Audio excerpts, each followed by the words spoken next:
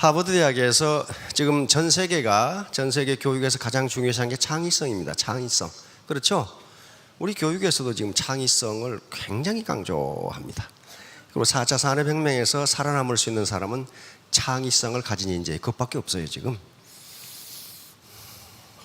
그래서 시중에 가면은 창의성을 증진시킨다는 어린이 학원이 굉장히 많죠? 근데 제가 보면 그 가르치는 선생이 창의성이 없어. 창의성 그렇게 되는 게 아니에요.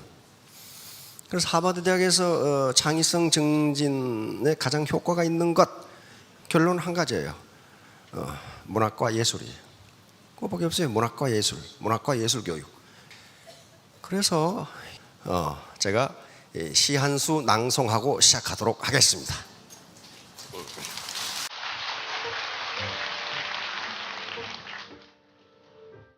대추 한알, 장석주.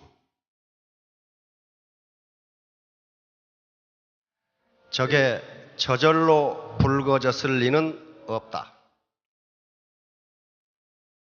저 안에 태풍 몇 개, 저 안에 천둥 몇 개, 저 안에 번개 몇 개가 들어서서 붙게 익히는 것일 게다. 저게 저 혼자 둥그러질 리는 없다. 저 안에 무설이 내리는 몇 밤, 저 안에 땡볕 두어 달, 저 안에 초승달 몇 날이 들어서서 둥글게 만드는 것일 게다.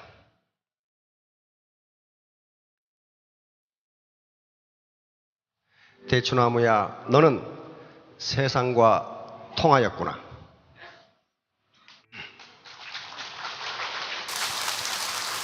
자, 대추 한알이라는 시인데요.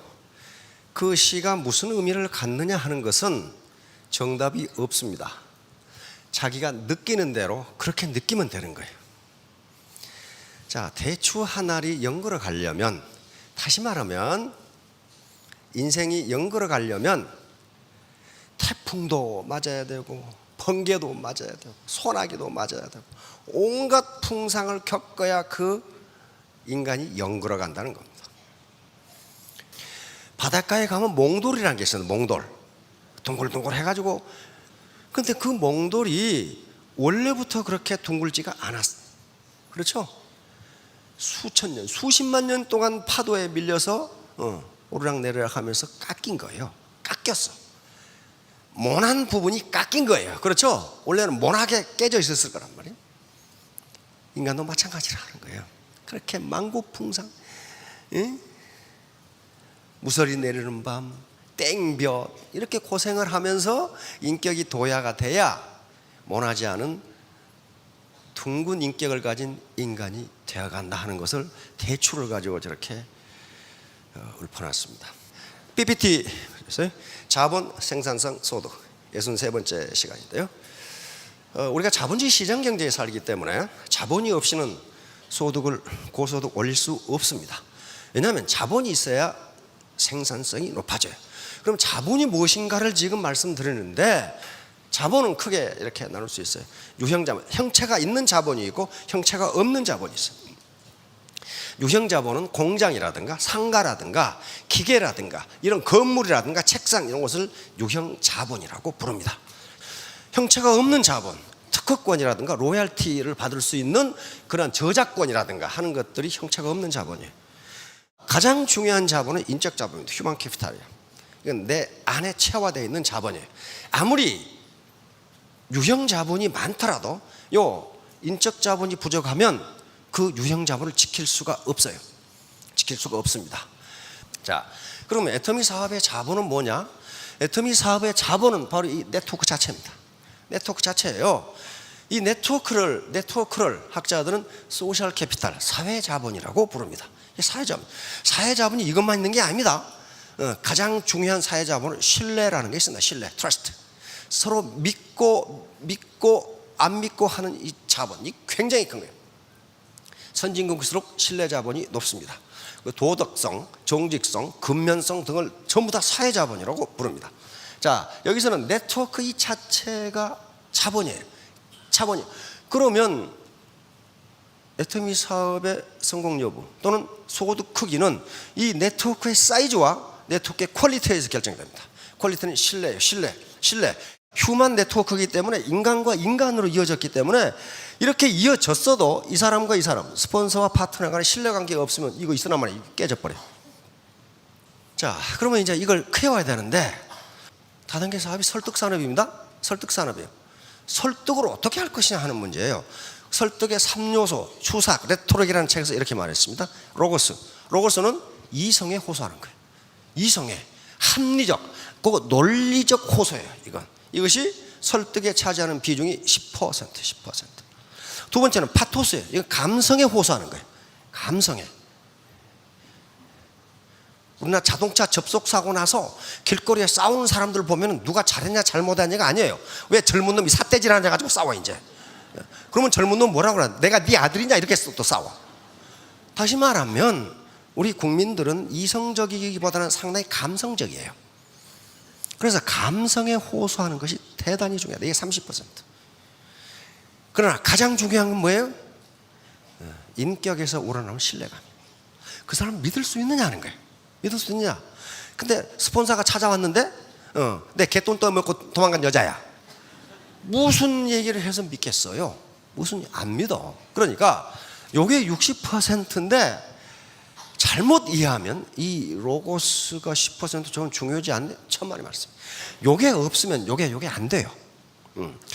이성적, 합리적 사고를 못하고 횡설수설 하는 사람이 무슨 인격에서 우러나오는 인간적 신뢰감이 있겠어요? 없어요. 그 다음에 이게 논리적이지 못하고 합리적이 못한 사람이 상대방의 감성의 흐름을 어떻게 알겠냐고 모르는 거예요. 그래서 사실은 이게 비율은 작지만 굉장히 중요하다는 거죠. 이제 그러면 애터미 사업의 성공 조건은 흡인력이에요. 흡인이라는 것은 상대방의 마음을 나에게 끌어당기는 거예요. 마음을 끌어당겨야 돼요. 몸을 끌어당기면 안 돼. 마음을 끌어당겨야 돼. 돈을 끌어당기면 안 와요. 상대방의 마음을 끌어당겨야 되는데 그럼 어떻게 해야 돼? 오게 하라. 이건 센터일 수도 있고 개인일 수도 있어요. 나에게 오게 하라. 왔는데 못 믿고 가버리면 안 돼. 머무르게 하라. 그렇죠? 그리고 그 사람이 비전을 심어주면 다시 와요. 그러면 성공하는 거예요. 다시 와. 그런데 이건 두 가지 조건이 없으면 안 돼요. 재미가 있어야 돼. 재미. 그리고 그 일이 의미가 있어야 돼. 의미. 학자들의 실험에 의하면 인간은 의미 없는 일을 일주일 이상 못해. 의미 없는 일을. 의미 있는 일은 돈을 안 주더라도 해. 목숨을 걸고 해. 의미 있는 일은 예를 들면 히말라야 에베레스트 점령 등정 이것도요. 의미 없으면 누가 그 일을 해? 죽을지도 모르는데. 그런데 여기 있는 여사장님 두 분에게 그 일을 며칠간 할 수 있을지 한번 생각해 보세요. 밑 빠진 독에 물 붓기. 몇 번이나 할 수 있냐고. 바켓으로 물을 부는데 밑 빠졌어. 계속 새. 하루 종일 밑 빠진 독에 물 부으면 일당 20만 원 줄게. 며칠 하겠어요? 한 일주일은 할란가? 그러나 일주일 뒤가 되면 두 사람 다 돌아가지고 정신병원에 가 있어. 왜? 아무 의미가 없어요. 아무 의미가 없어요. 그래서 애터미 사업도 돈이 돼야 되지만은 어떻게? 의미가 있어야 돼요. 의미는 누가 만들어줘? 내가 만드는 거예요. 내가 원칙에 따라서 정도에 따라서 내가 너를 리크루팅하는 것은 나뿐만 아니라 너에게도 좋다. 그걸 상대방이 논리적으로 이해해야 되고 또 소비자에게 이 물건을 팔면 퀄리티와 프라이스 면에서 즉 질과 가격 면에서 너에게 손해가 가지 않는다. 나는 그래서 이 사업을 하기 떳떳하다 하는 의미가 없으면 오래 못한다니까요.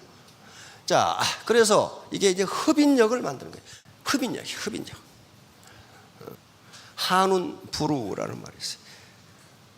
새털 다 높이 한가롭게 아주 우아하게 떠도는 구름에서는 비가 오지 않는다.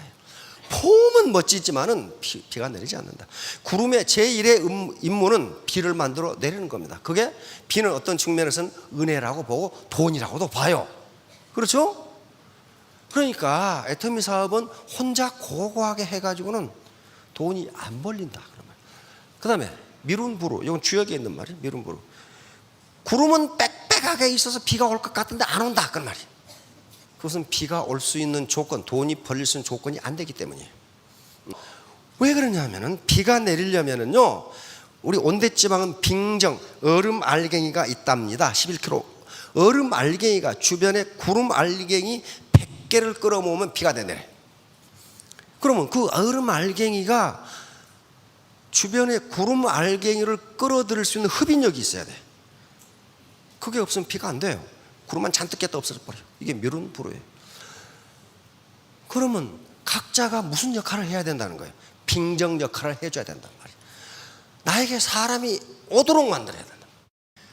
자, 그런데 사람을 흡인하는 데는 두 가지 방법이 있어요. 인격의 향기가 풍기면 사람이 옵니다. 이때는 제법 괜찮은 사람들이 와요. 꽃 같으면 벌과 나비가 날아들어서 열매를 맺습니다. 돈 썩는 냄새가 나면 사람이 모여들어. 이때는 몰입에 들으니까 기회주의자들이 모여들고 모기, 바퀴, 빈대 이런 것들이 모여들어. 돈 썩는 냄새가 사라지면 어떻게 돼요? 어디는가 흔적도 없이 사라져버려. 이런 경우가 많아요. 자, 흡인력과 배척력의 아주 대표적인 인물, 이순신 장군 모르시는 분 없잖아요. 원균 이일. 자, 이순신 장군은 흡인력의 대표적인 인물입니다. 사람을 끌어들이는 것이에요. 그렇게 흡인력을 가지려면 어떻게 해야 되느냐? 그 두 가지 조건밖에 없어요. 하나는 인격이고 또 하나는 능력이에요. 둘 중에 하나만 없어도 흡인력은 없어요. 인격과 능력이에요. 그 두 개를 합하면 매력이 됩니다. 매력. 매력이나 흡인력이나 같은 말이에요. 매력.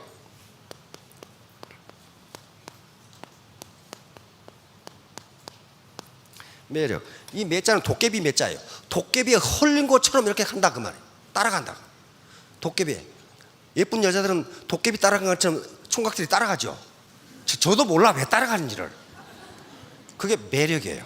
매력. 도깨비처럼 홀려가지고 따라간다. 그런 말이거든. 자, 그러니까 이 매력의 근거가 뭐냐? 인격과 능력이에요. 그런데 이순신 장군은 뭐예요? 굉장히 원리 원칙을 지켰어요. 그리고 신상필벌. 반드시 부하들을 반드시 챙겨줬어. 다시 말하면 난중일기에서도 부하들을 먼저 챙겨. 내가 했습니다가 아니고 누구누구가 이런 공을 세웠습니다. 그걸 다 믿어도. 그럼 부하들이 안 따라가겠어요? 근데 원균은 그렇게 안 했어. 내가 했습니다. 그랬단 말이야. 내가. 다 그것을 남의 공을 뺏었어요. 이순신 장군은 자기 공도 부하에게 나눠줬어. 나눠줬어. 우리나라의 조선시대에 도를 밑에 이 수군을 4개로 나눕니다. 경상도하고 전라도는 굉장히 커요. 그래서 경상도는 낙동강을 중심으로 해가지고 낙동강 좌측, 그러니까 경주 쪽, 좌측이냐 우측이냐 하면 임금 입장에서 보는 겁니다. 서울에서 보면 경주나 부산, 포항 쪽이 좌측이죠. 낙동강, 이걸 경상 좌수형. 그게 경상 좌도 수군절도사가 여기 있습니다. 수군절도사는 지금 같으면 해군소장 정도, 그쪽 지역 해군사령관이에요. 이때 박홍이라는 사람이 여기에 수군절도사였고, 경상 우도는 낙동강 우측이니까 지금 김해 그쪽이죠. 경상 남도 쪽. 이쪽에는 원균이 경상 우도 수군절도사였어요. 그리고 전라자도 수군절도사가 그다음에 이순신 장군이란 말이에요. 그다음 전라 우도 수군절도사 이혁계라는 장군, 이혁계 장군이 하고 있었어요. 그런데 일본이 부산으로 전선 700척을 몰고 오니까 경상좌도 수군절도사 해군사령관 박홍과 경상우도 수군절도사 경상우도 해군사령관 원균이 도망가 버렸어. 도망가 버렸다니까. 그것도 우리 배 70척을 격침시키고 도망가 버렸어. 그러니까 부하들이 왜 도망가냐고 싸우지도 않고 해도 도망가 버려. 그래서 일본이 오파는 거예요. 가니까 사또니 대가민이 하는 친구들이 다 도망가 버려. 다 도망가 버려. 그래서 일본이 조선의 문화를 이해를 못한 거예요. 일본은 이게 번과 번, 영주와 영주가 싸워서 영주와 영주가 대결해서 그 밑에 사무라이가 있죠. 사무라이가 다른 지역을 점령하면 그 지역의 백성들은 와서 복종을 합니다. 복종을 해. 그래서 새로운 영주, 새로운 사무라이를 모셔요. 주군으로 모신다고. 일본은 그렇게 생각했어요. 그렇게 생각했어요. 그래서 저 대감들이 다 도망가 버리니까 이제 백성들은 자연히 우리에게 와서 항복을 하겠지. 근데 웬걸 착각이야. 그렇게 핍박 같은 백성들이 죽창을 들고 나서는 거야. 의병들. 그게 의병이에요. 조선에 의병이 있다는 걸 모른 거예요. 의병. 일반 백성들이 농사 짓고 살다가 국가가 노란의 위기에 처하니까 무기도 없이 호미, 곡괭이, 창 이런 거 들고 나타나는 거야. 깜짝 놀란 거지. 깜짝 놀란 거야. 아무튼 이 사람들 다 도망가 버렸어. 다 도망가 버렸어. 이때 장군들이 그랬다고요. 다 그런 건 아닙니다. 이순신 장군 밑에, 신립 장군 밑에 있었던 장수들은 정말 옥새를 하도록 잘 싸웠어요. 자, 아무튼 흡인력을 가져야 되는데, 흡인력은 매력이라고 그랬습니다. 그렇죠? 매력은 두 가지에서 나와요. 하나는 인격이고 하나는 능력이에요. 둘 중에 하나만 없어도 그 사람은 비즈니스에 성공 못합니다. 인격적으로 저열하다. 인격적으로 저열하다는 건 뭐예요? 자기 주머니만 채운다 이거예요. 파트너 생각은 안 하고 자기 주머니만 채워요. 자기 고집만 피워. 뭐가 없다는 거예요? 소통, 커뮤니케이션이 없는 거예요. 평소에 리더십이라는 게 별거 없어요. 소통이에요. 소통, 커뮤니케이션, 소통. 평소에 소통을 안 하면요, 저 사람이 무슨 생각을 하는지 몰라요. 어떤 억하심정이 있는지, 뭐 때문에 오해를 했는지, 나는 그런 뜻이 아닌데 이거 모르잖아요. 그 삐딱한 것도 소통에 의해서 풀어야 돼요. 그건 어른의 책임이지 아이의 책임이 아니에요. 만약에 대학생하고 초등학생하고 길거리에서 둘이 싸운다. 누구를 욕해? 대학생을 욕하는 거예요. 초등학생이 아무리 잘못했어도 대학생 욕하지 저 찌질이 같은 놈 저거 그런단 말이에요. 그러니까 그건 스폰서가 풀어야 되는 거지 파트너 성격이 개파가다 그거 아니에요. 그거 아니다고. 이순신 장군이 그렇게 했잖아요. 이순신 장군이 처음에 왔을 때 부하들이 말을 안 들었어요. 전혀 안 들어. 어떻게 할 수가 없어. 부하들이 말을 안 들어. 부하 장수들이 말을 안 듣는다고. 그걸 이순신 장군은 강한 훈련과 원칙을 세우면서 점점점 나중에 이순신 장군이 간다면 같이 죽겠다고 따라나게 됩니다. 자, 그러니까 우리 리더분들에게 시사하는 건 뭡니까? 이게 저거 30살밖에 안 먹은 녀석이 내 스폰서라고? 그렇게 무시하는 사람 있죠. 그때 뭘로 눌러야 됩니다. 성질 내가지고 그래가 안 돼요. 애터미 사업, 로고스에 대해서 더 많이 알아야 돼요. 많이 아는 것에 대해서 대항할 사람이 없어요. 근데 그걸 아무것도 몰라. 그럼 어떻게 돼? 내가 할 테니까 저리 가 이렇게 된단 말이에요. 그래서 자꾸 제가 강조하는 게 애터미 사업의 본질과 핵심 그리고 개념에 대해서 확실히 알아란 말이에요. 확실히 알면은 아무리 사회적 캐리어가 좋고 학력이 좋은 분도 애터미 사업에서는 내가 많이 한다. 그러면 따를 수밖에 없죠. 왜? 그렇게 해야 돈 버는데. 3년 후 5년 후에 모두 스타마스터 로열마스터가 되시기 바랍니다. 감사합니다.